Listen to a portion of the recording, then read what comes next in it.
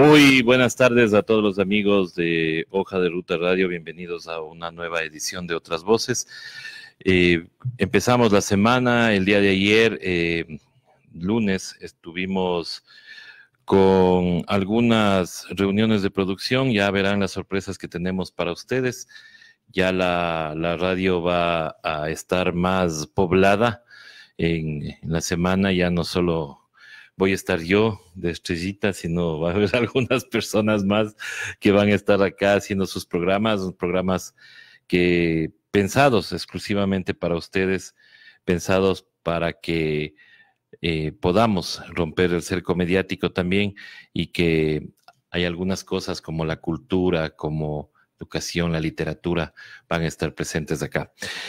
Damos la bienvenida en esta ocasión a Santiago Pérez, con quien queremos conversar, preguntándole primero que, bueno, no se le había visto últimamente, entonces queremos ver qué es lo que ha estado haciendo Santiago. Muy buenas tardes. Buenas tardes, gracias, muchísimas gracias por la invitación. Yo estoy dedicado a realizar lo que he hecho toda mi vida, estudios sociales, junto con un equipo multidisciplinario que lo que buscamos es desarrollar mejores maneras de entender a la gente. Y a veces me gustaría empezar más bien dicho por ahí, porque a veces hay una mala comprensión o una interpretación equivocada acerca de lo que significan las encuestas. Es bien importante decir que a quienes nos escuchan, y vamos a insistir en eso en los próximos meses, porque vamos a tener esto que se llama la guerra de las encuestas, que las encuestas son parte de una gran gama de estudios sociales que están dirigidos a tratar de determinar, conocer las opiniones, las percepciones, el grado de los conocimientos y esta subjetividad que suelen tener las personas a través de métodos científicos, y eso es lo más importante de todo. Tenemos que hacer una metodología que esté muy bien estandarizada y bien determinada para poder recoger lo más fielmente posible las opiniones y las percepciones de los ciudadanos. Sin embargo, esta metodología no garantiza la precisión del 100%. Siempre hay un margen de error. Siempre hay un margen de error. Entonces, lo que tenemos que hacer es luchar por tratar de reducir lo más posible el margen de error y reducir la mayor cantidad de distorsiones y sesgos. Y por lo tanto, hay una serie de pasos que uno tiene que seguir. Se desarrolla todo un ciclo de diseño, de levantamiento de campo, de procesamiento, utilizando herramientas de estadísticas, pero también pasa un poco por un tema también de ética profesional y de la intención que uno pone en el estudio. Si es que tenemos una sana curiosidad por saber qué es lo que está opinando la gente, vamos a hacer unas preguntas que busquen una neutralidad y una imparcialidad, que no es siempre posible, pero tenemos que tratar de hacerlo, ¿no? Y eso es lo que hacemos nosotros. Ya, yo quería preguntarte porque últimamente se empezó a circular una supuesta encuesta, porque no parece que no viene de la página oficial, sino al parecer se filtró esta encuesta de la empresa Informe Confidencial, y parece que ha puesto bastante nerviosa a la gente. Especialmente a ciertos comunicadores, que ahora más que comunicadores son actores políticos. Pero yo pregunto, en tu experiencia como persona que haces estadísticas y que haces este tipo de trabajo, ¿es creíble? ¿Puede uno asustarse o tomar algún tipo de estrategia faltando 13 meses como para sí, una campaña, o sea, para unas elecciones? Sí, a mí me llama mucho la atención este pánico que ha generado una encuesta que ha sido divulgada, en realidad que fue filtrada, porque no se conoce la encuesta tal cual como ha sido levantada, no se conoce su metodología, no se sabe cuántas entrevistas se realizaron, dónde se hizo, no se conocen las características técnicas, no se conoce más que unos 2 o 3 cuadros que han sido difundidos, ¿no? A través de las redes sociales, pero lo interesante y lo digno de estudio es este nerviosismo, este pánico que ha despertado sobre todo en las élites sociales, políticas y de los grupos de poder, entre los que se incluyen a los medios de comunicación privados. Entonces, es muy interesante. Realmente es digno de un estudio de caso este pánico que se les ve protagonizando en vivo y en directo, además, a estos llamados así periodistas que en realidad son más activistas políticos y que están despertando, levantando este nerviosismo frente a unos posibles resultados. Primero. Segundo, es muy importante decir que para entender a la opinión pública hay que imaginarse que se tratara como de un río. Nosotros vemos fluir el río, pero no siempre vemos las mismas moléculas de agua, se podría decir, ¿no es cierto? Estamos viendo solamente el fluir. Y en ese fluir lo que estamos viendo es solamente un determinado momento. Una encuesta es solamente el reflejo de un determinado momento que se debe a unas circunstancias muy específicas, y las elecciones son me parece que en febrero del año 2021. 13 meses. Falta mucho, entonces no se puede vaticinar quién va a ser el próximo presidente y quién va a ganar las elecciones. Se ponen nerviosos de gana, pero ese de gana tal vez está reflejando mucho también. Me parece que en el fondo hay un sentir de parte de las élites de un desconocimiento, de una falta de comprensión de qué es lo que está ocurriendo en el país profundo, ¿no? Si quieres, ahora lo mencionamos. Nosotros realizamos un estudio en el mes de noviembre y ya veíamos que se estaban construyendo algunos de los elementos que también estas otras encuestas que se han publicado en los últimos días ya lo están mostrando. Entonces, y lo que nosotros nos enfrentamos en un primer momento fue con incredulidad, a negar que estos datos pueden ser ciertos o que pueden ser y que como que atribuir a los datos que se divulgaron en el mes de noviembre por parte de la firma Clima Social una intencionalidad que no la tenía. Simplemente lo que nosotros estábamos era provocando a la sociedad a que debata una cosa que nosotros hemos estado encontrando en nuestras encuestas, en nuestros estudios, en lo que nos cuenta la gente en sus hogares, en lo que nos cuentan nuestros encuestadores que van y que visitan en los hogares de las personas y lo que la gente está conversando en realidad. Ya, ahora, ¿cómo tú ves el estado de ánimo de la gente? ¿Cómo ves al pueblo ecuatoriano? Fuera de todo esto de las élites y de los sustos de los comunicadores, ¿cómo le ves tú a la gente? ¿Qué reacción tuvo al escuchar esta reacción de los comunicadores? ¿Crees tú que la gente está ya con el chip de las elecciones o simplemente es una encuesta más? Sí, no estamos todavía en un escenario propiamente electoral. Las candidaturas no se han presentado todavía. Un ratito que estoy con un estirón. No se han presentado todavía las candidaturas y por lo tanto hay que esperar que se configure el escenario electoral.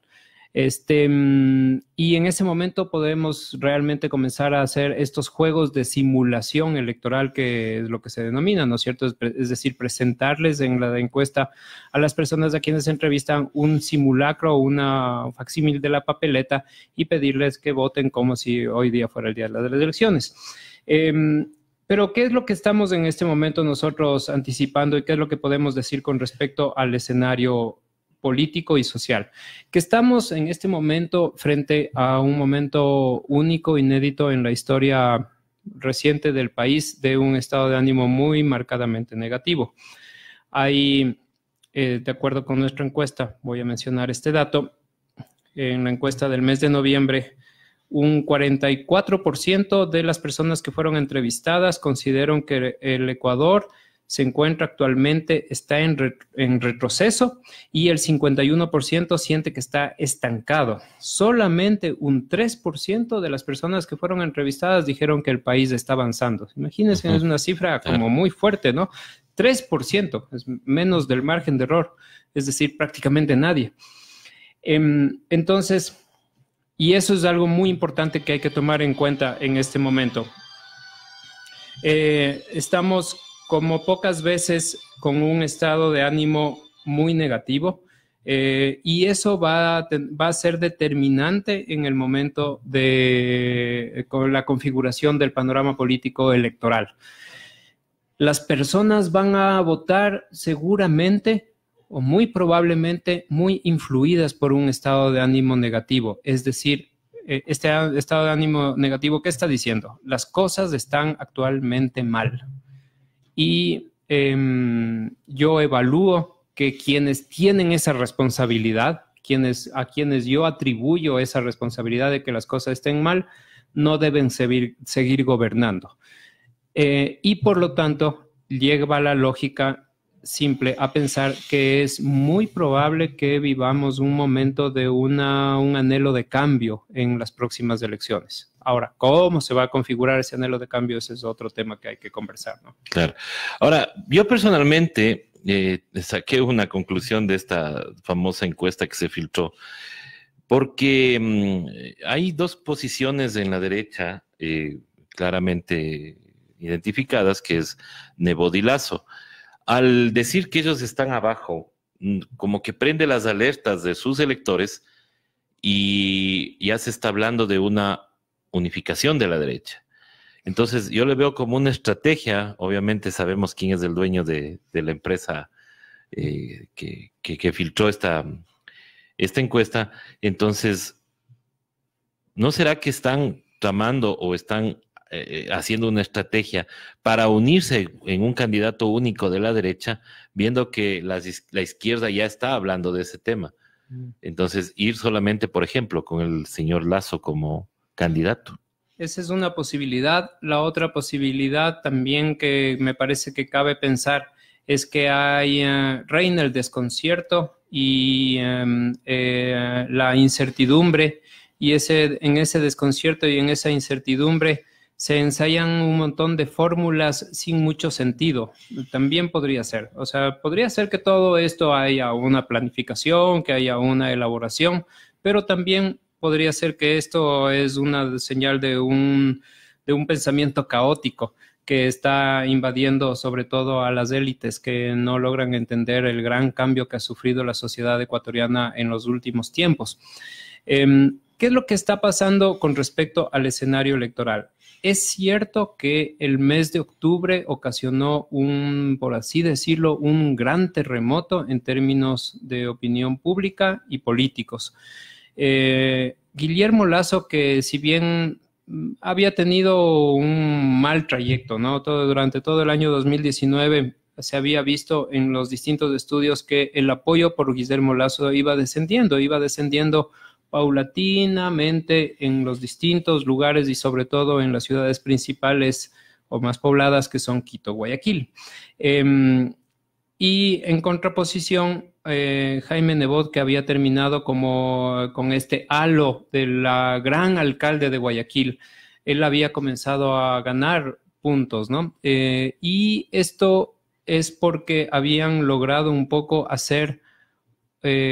borrar de la memoria a través de toda una operación de comunicación política el recuerdo que tiene la población de Quito sobre la gestión de León Febres Cordero, sobre el autoritarismo y sobre los asesinatos que se cometieron durante ese gobierno y la responsabilidad que pudiera haber tenido Jaime Nebot en eso. Entonces él dejó de ser el hijo de León para convertirse en el gran alcalde de Guayaquil, en esta construcción mediática. Pero a veces el inconsciente es mucho más poderoso y un pequeño desliz en el discurso, porque en realidad ni siquiera es que estaba estructurando un discurso, sino que se le escapó cuando mencionó esto de que los indígenas que se vuelvan al páramo, dejó traslucir muchísimo más. Y esa es la lección profunda que se obtiene de todo esto, ¿no es cierto? Que una pequeña equivocación, pero no es una equivocación, sino que es una revelación de lo que contiene su verdadera mentalidad con respecto a su pensamiento de la sociedad y de la política, hizo que la candidatura de Jaime Nebot prácticamente desaparezca en la ciudad de Quito y en muchos otros lugares del país. hasta el punto de que en este momento tenemos a un Jaime Nebot diciendo que él nunca se ha planteado ser candidato presidencial. Y eso es lo que también preocupa, porque también vemos que en esta lógica de que él era el buen alcalde y todo, y que el Partido Social Cristiano tenía la mejor administración municipal, resulta que ahora hasta los medios de comunicación ya están en una lógica de atacar. Y es lo que ha pasado en las últimas semanas, atacándole a la alcaldesa Cintia Viteri, ¿no? Y ahora ven algunas cosas, los sobresueldos, sueldos que se pagan a otras personas, duplicidad de puestos. Entonces eso también como que nos lleva, o sea, a mí me llevó a esta conclusión de que yo le veo que la derecha va a ir unida en torno a un solo candidato. ¿Eso crees tú que sea posible o porque hay esas diferencias tan marcadas entre la misma derecha, puedan, y como los ecuatorianos somos, que no nos gusta mucho estar unidos, se podrá dar eso? Porque ya vamos a conversar de la izquierda más luego, pero sí, vamos con la derecha. Yo te diría que conociendo cómo es el comportamiento de los grupos de élite, no solamente los que se manifiestan abiertamente de derecha, sino las élites de poder en el país, yo creo que son al mismo tiempo que atravesados por prejuicios y por una visión absolutamente cerrada de la sociedad, pero en última instancia también completamente pragmáticos. Y parecería que es una contradicción, pero no lo es, porque en un primer momento se manifiestan estas expresiones, tal vez lo más torpe, lo más, la versión más mediocre de todo esto es lo que expresó este periodista que dijo que los ecuatorianos que están pensando votar de otra manera somos unos tarados. Creo que es como que el reflejo de la pequeñez mental de unos pocos, ¿no? Pero de todas maneras los grupos de poder tienen una capacidad de una adaptación y de un pragmatismo importante que hay que tomar en cuenta, y en el momento en el que asimilen con dolor y con preocupación que las cosas están a punto de dar la vuelta, lo que van a buscar también es cooptar candidaturas supuestamente progresistas o posiblemente progresistas, pero que van a ser tentadas para que se funcionalicen a los intereses de los grupos de poder. Ya, y yendo al otro lado, a la izquierda, ¿tú ves una posibilidad de que se puedan unir, ya viendo las diferencias que hay, especialmente ese como rechazo a la tendencia del correísmo o a los antiguos funcionarios de la Revolución Ciudadana? ¿Crees tú que pueda haber una unión o pueda salir un candidato de fuera, un outsider, que pueda aglutinar a todo el progresismo? Me parece que existe la posibilidad, existe teóricamente la posibilidad de que pudiera venir un candidato de fuera de la política tradicional, que pudiera agrupar a un conjunto de fuerzas que estén interesadas en recuperar lo que ha sido un desmoronamiento de los últimos años, que tiene que ver con la capacidad del Estado de proteger a los ciudadanos. De muchas maneras, ¿no es cierto? La política social, la política pública, inclusive la misma obra pública, todo eso se está desmoronando. Y probablemente lo que está buscando el ciudadano común, los sectores populares, es alguien que pueda ponerle un paro a todo ese proceso de desmoronamiento de un estado de protección y tratar de recuperar para los ciudadanos del Estado. Pero ahí nos topamos con los egos, con las ambiciones personales, también con las dinámicas de las organizaciones políticas. Entonces, ahí yo me encuentro con una incapacidad de hacer ningún tipo de pronóstico de qué es lo que vaya a pasar, porque a veces las organizaciones políticas están tan cerradas dentro de sí mismas que discuten entre ellos, entre los propios, y se pelean además entre los propios miembros de una organización política quién debe ser el candidato. Y son absolutamente incapaces de mirar hacia afuera, hacia lo que la gente está demandando y esperando del liderazgo, ¿no? La gente está esperando un gran cambio, una gran transformación. La gente está muy cansada y además muy dolida de lo que ha pasado en los últimos meses, sobre todo, pero también en los últimos años. Y más allá de que lo que hagan las organizaciones de izquierda o progresistas, lo que va a ser determinante es lo que la gente en su profunda sabiduría decida hacer. Va a identificar al candidato que sienta que representa mejor lo que necesitan en este momento, en estas circunstancias. Ya, en tu última encuesta, que fue en el mes de noviembre, ¿en cuánto estaba la aceptación al señor presidente de la República? Sí, la calificación de la labor del presidente Lenín Moreno ha tenido un proceso de descenso a lo largo de los años 2018-2019 y por lo tanto te puedo decir que no era nuevo cuando nosotros encontramos que su calificación era ampliamente negativa. En el mes de noviembre, en una encuesta que fue realizada en la ciudad de Quito, pero que refleja en buena medida el comportamiento nacional, menos del 1%, es decir, solamente 0,7% consideraba que su gestión era muy buena.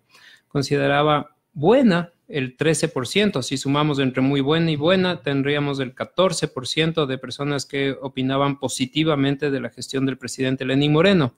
El 43% la consideraba mala y el 42% muy mala. Y sumando entre mala y muy mala, teníamos el 83, casi 84% de opiniones negativas de la gestión del primer mandatario. Como digo, este es una calificación que empezó su descenso a mediados del año 2018. Coincidencialmente o no, con la firma del acuerdo con el Fondo Monetario Internacional, que conllevó todos los ajustes que ocasionaron todo este gran daño que se ha ocasionado en las familias y en la economía de los hogares ecuatorianos. En tu experiencia, ¿qué otro presidente ha podido tener unos números tan bajos y se ha podido quedar en el poder? No, ninguno ha podido permanecer en el poder, porque yo lo que podría decir es que de lo que tengo la memoria de mis 30 años de participar en estudios sociales y de opinión pública, solamente encontré una animadversión tan fuerte y tan marcada en los días finales del periodo de Abdalá Bucaram en Quito. Si bien Abdalá Bucaram no era tan odiado, le podríamos decir así, en Guayaquil, pero sí tenía un marcado rechazo también en ese momento. Pero Quito tenía una animadversión muy activa, una antipatía muy fuerte hacia Abdalá Bucaram, y eso es lo que provocó esa movilización ciudadana muy espontánea que ocasionó su derrocamiento también. Obviamente hubieron otros factores también más políticos, hubo ahí toda una operación de los grupos políticos que aprovecharon ese desmoronamiento del respaldo ciudadano para derrocarlo, ¿no es cierto? Lo que vemos ahora es que si bien los números del actual gobierno son tremendamente malos y que tiene un casi nulo apoyo ciudadano, de todas maneras hay grupos importantísimos, poderosos, que lo están sosteniendo, y eso es lo que se diferencia de los anteriores periodos, porque la caída de Lucio Gutiérrez, de Abdalá Bucaram y del propio Yamil Maguad, a pesar de que tenía tanto respaldo de los medios de comunicación y de los grupos de poder, no lo pudieron sostener. En este caso vemos que hasta ahora ha sido así. Ahora tenemos un año sumamente complejo. Se les ve al equipo de comunicadores y estrategas políticos del gobierno cometiendo sistemáticamente los mismos errores y profundizando esa brecha con respecto a los ciudadanos. Y me parece que no puedo vaticinar nada bueno que es lo que vaya a pasar este año. Yo le veo como una olla de presión, o sea, que algún rato esto va a explotar. Ya pasó en octubre, ¿no? Pero yo creo que esto se viene con mayor fuerza, porque ahorita la gente está calmada, está todo, pero en unas nuevas medidas tú piensas que puede haber otra reacción popular igual, porque yo pienso que, sí, y puede ser como una olla de presión. Es imposible prever porque es exactamente eso, una olla de presión que no sabes ¿a qué horas? No puedes prever si puede estallar y cuándo va a estallar. Pero hay se podría decir que esto es como hablando de si se tratara de la salud. El enfermo en este momento se encuentra deprimido, cansado, agotado, sin capacidad de reacción. Pero si le sigues dando de palazos, aunque esté tumbado en la cama, en algún momento puede ser que reaccione y tenga un estallido que no puedo prever qué es lo que vaya a pasar. Entonces, yo creo que hay está toda la parte política y comunicacional del gobierno tiene una venda sobre los ojos, se niega a ver la realidad.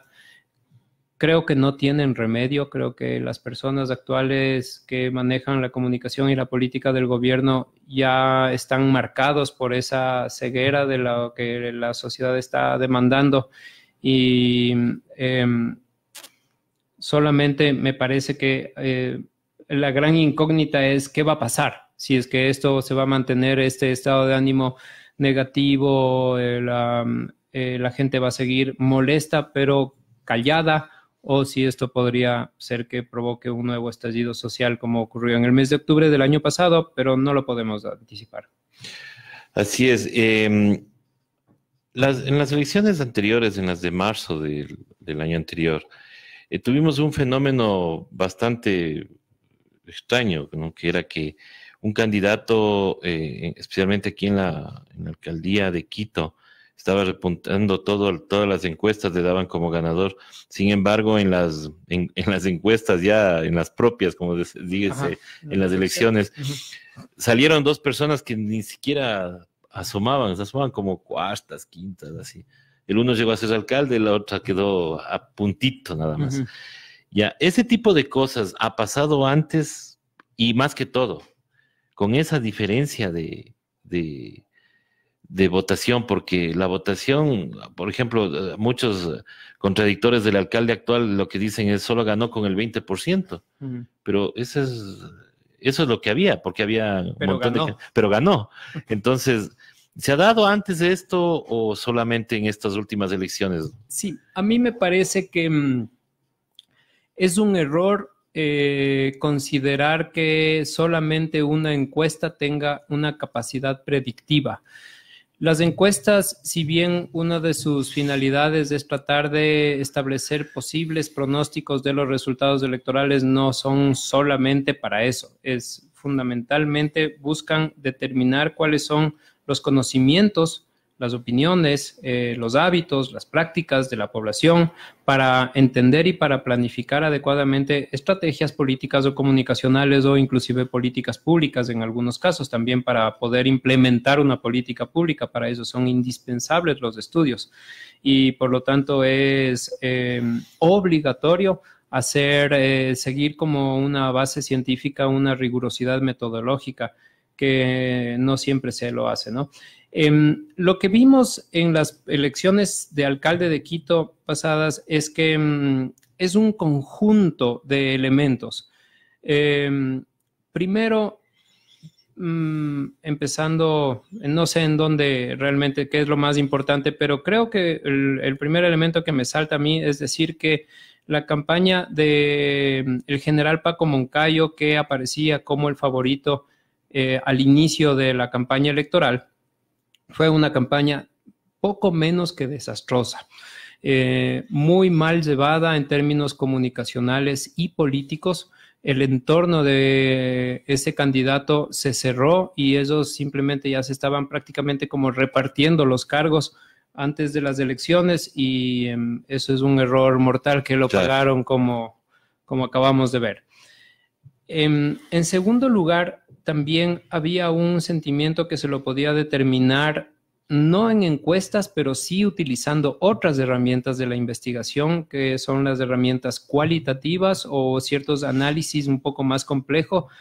Menciono un nombre técnico nada más, el análisis factorial multivariado, que lo que estaba diciendo es que una mayoría que es popular en Quito estaba inclinada a votar por un candidato que no pertenezca a las élites de la clase media alta que hasta ese momento controlaban la administración municipal y lo estaban haciendo muy mal con el alcalde Mauricio Rodas. Entonces, lo que se buscaba era lo distinto, lo diferente, lo otro, que no sea algo que refleje la continuidad con Rodas. Creo que a Paco Moncayo también le afectó muchísimo esta sensación de ser el continuador o de recibir el apoyo de Mauricio Rodas, porque eso también se divulgó en las redes sociales. Y entonces esos otros dos eran Jorge Yunda y Luisa Maldonado. Se veía un crecimiento de Luisa Maldonado, se veía una presencia de Jorge Yunda. Ninguno de los dos obtenía números en las encuestas que permitieran vaticinar un triunfo. Sin embargo, si es que hacíamos un análisis más profundo, si nos íbamos un poco más abajo, veíamos que habían las condiciones para que uno de los dos pudiera ganar. La diferencia fue tan estrecha que podía haber sido cualquiera de los dos. Tal vez lo que le afectó al uno o al otro es que ellos dos eran los que competían por ese espacio, por el candidato que nace de los sectores populares, que no representa a las élites de la clase media alta de Quito. Esa es así esa fue la lectura. Sí. Ajá. Y eso, en cambio, no es lo que pasó para la prefectura de Pichincha. En ese campo, Paola Pavón competía sola porque no tenía una competencia muy grande en términos de que no existiera, no había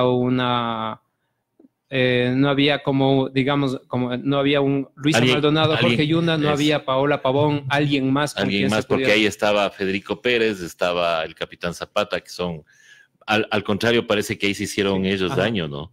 Sí, para que suba mejor. Claro que sí. Y a Zapata también le afectó el hacer una campaña muy parecida a la de Paco Moncayo, que también se podría decir poco menos que pésima, ¿no?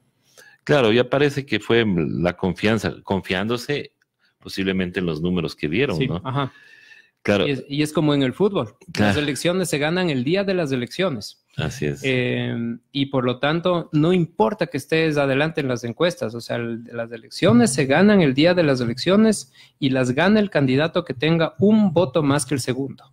Yo sabía decir eso, ¿no? Antes, porque decía, uno va con el candidato ya para votar, y el rato se topa con la familia y dice, no votes por él, vota por este otro. Y va y vota por el otro. Entonces, sí, por eso. Es como el ejemplo que pusimos de los páramos, el peso del inconsciente. Finalmente uno se encuentra frente a la papeleta y a pesar de que haya tomado una decisión al estar en la papeleta, y además acordémonos que el voto es un acto individual secreto. Entonces, uno se encuentra ante sí mismo y ante la papeleta en silencio. Y ahí es cuando tomas unas decisiones y cuando uno sale dice, pero yo había dicho que iba a votar por un candidato, pero terminé votando por el otro. Claro, o le encontraste a alguien. Bueno, ahora ya no va a ver cómo, porque antes se votaba por personas, ahora se va a votar por partidos políticos. Sí, pero a veces uno iba y votaba y decía, ve, este ha sido mi amigo, y entonces paga y votas por otra persona, ¿no? Sí, también puede ser que pase así. Eso pasaba, ajá, pero ahora que tenemos el cambio, ahora vamos a votar nuevamente por partidos políticos. Por las organizaciones, y sí. Ahora, ¿crees tú que esto va a fortalecer el sistema de partidos o estamos en un retroceso? Porque antes podíamos elegir entre personas, pero ahora ya es... sí, entre partidos, y ahí venga quien venga, ¿no? Porque las listas abiertas y las circunscripciones electorales son el resultado de unas conquistas para volver más amplio, para volver más democrático el sistema. Porque de esa manera uno podía acercarse más a la persona por quien estabas votando, porque uno podía escoger primero a la persona y por lo tanto no a una lista.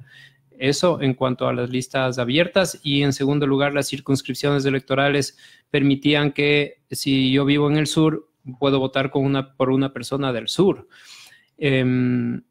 Y antes no pasaba eso, porque antes simplemente los partidos políticos nos ponían la lista y en la lista de diputados en esa época, en el caso de Pichincha, todos o la mayoría pertenecían a la zona norte de Quito y pertenecían a una clase media alta y de los apellidos rimbombantes y toda la cosa, ¿no es cierto?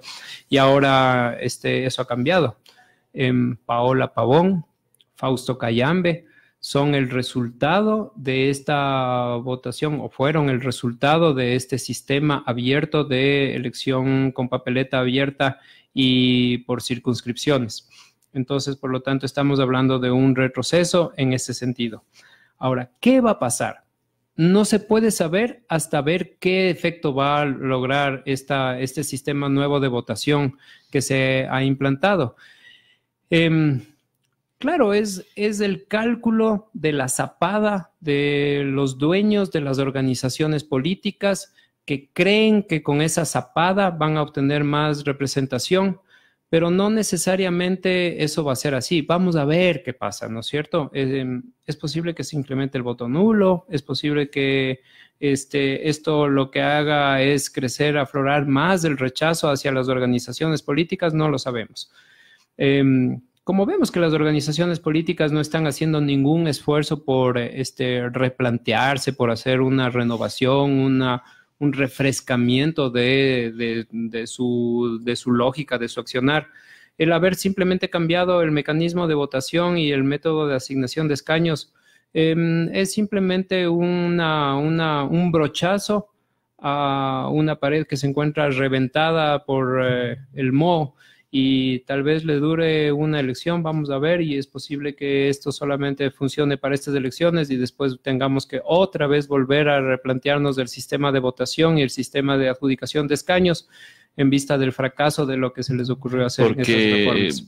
Al parecer las circunscripciones van a quedar, pero la repartición de escaños, ¿cómo va a acoplarse a esas circunscripciones? Ahí es cuando van a tener un tremendo problema el CNE, que está ahorita embarcado en un juicio político a su principal figura, que en este caso es Diana Tamain, y que tienen dentro también una bronca entre los vicepresidentes y la señora. ¿Cuándo tendremos un nuevo estudio, Santiago, para poder leer? Planificando para ya mismo. Esperaríamos tener de aquí hacia mediados de febrero unos datos que nos permitan ver un poco cómo empiezan los ecuatorianos del año. Es decir, porque no es que nosotros vamos a decir, sino que la gente nos va a decir y nosotros vamos a tratar de transmitir lo más fielmente posible. Eso, entonces esperamos poder visitarles para tener. Muchas gracias. De eso te iba a pedir que cuando ya lo tengas, que estés acá y nos ayudes con esa información que es bastante importante para tener una visión de lo que piensa la gente. Te queremos agradecer, Santiago, por haber estado aquí en Hoja de Ruta. Bienvenido. Siempre a las personas que vienen por primera vez les decimos que esta es su casa, así que muchas gracias. Cuando tú quieras, estamos a la orden y también quisiéramos tenerte más seguido por acá para hacer estos análisis en este año que se ve que es preelectoral, pero yo creo que le califico como el de calentamiento para este proceso que se viene. Muy bien, felicitaciones al esfuerzo de Hoja de Ruta, me parece un gran esfuerzo y ojalá sigan adelante como se merece. Eso esperamos, ojalá nos deje, que es importante. Ya, con todos ustedes, muchísimas gracias por estar con nosotros conectados en Facebook Live y en www.hojaderuta.gov. Recuerden que todas las entrevistas en la noche se reprisan en la página web. Y ya estaremos más tardecito con más invitados aquí en Hoja de Ruta Radio. Hasta pronto.